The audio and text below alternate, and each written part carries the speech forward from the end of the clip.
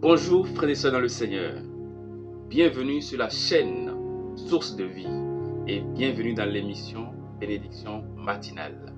Je vous souhaite une très bonne écoute dans la présence du Seigneur. Soyez bénis. Bonjour frères et sœurs dans le Seigneur, Bénédiction matinale. Notre thème de ce matin, combat spirituel. Et notre texte de ce jour se trouve dans le livre Éphésiens chapitre 6, le verset 12.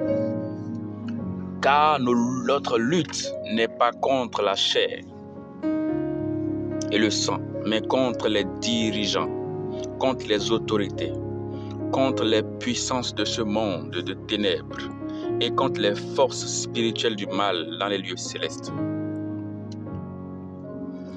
Bien-aimés dans le Seigneur, nous devons clairement comprendre comment le royaume spirituel affecte le monde physique.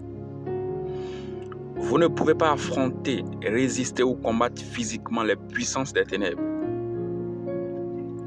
L'apôtre Paul décrit notre conflit avec les forces des ténèbres comme un combat. Tant que nous sommes dans ce monde, nous devons réaliser que la vie n'est pas une plaisanterie mais une guerre. Ceux qui prennent la vie pour le plaisir finiront soit comme prisonniers de guerre, soit comme victimes. Il y a des conflits entre le royaume de la lumière et les forces des ténèbres.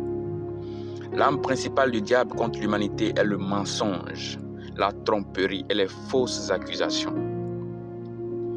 La même arme qu'il a utilisée contre notre premier parent, Adam et Ève, est la même arme qu'il utilise aujourd'hui contre la race humaine. Satan trompe des gens, ne tient pas compte et désobéit à la parole de Dieu et se retourne pour les accuser devant Dieu. Le but ultime de Satan est de dissocier l'homme de son Créateur et de priver l'homme de sa glorieuse destinée. C'est pourquoi la Bible dit que nous ne devons pas ignorer les artifices du diable. Vous ne pouvez pas voir le diable physiquement, mais il accomplit ses actes pervers à travers des personnes proches ou éloignées de vous, ou à travers un réseau satanique. Cependant, je suis heureux de vous annoncer que dans cette bataille de la vie, Jésus a déjà combattu et a triomphé de Satan et nous a donné la victoire. Il pardonne nos péchés et nous réconcilie également avec Dieu. Le combat que nous menons maintenant est le combat de la foi.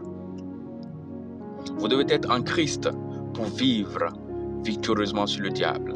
Vous devez aussi marcher dans la lumière et la connaissance de la parole de Dieu et être conduit par le Saint-Esprit pour être libre de la tromperie et des manipulations de Satan.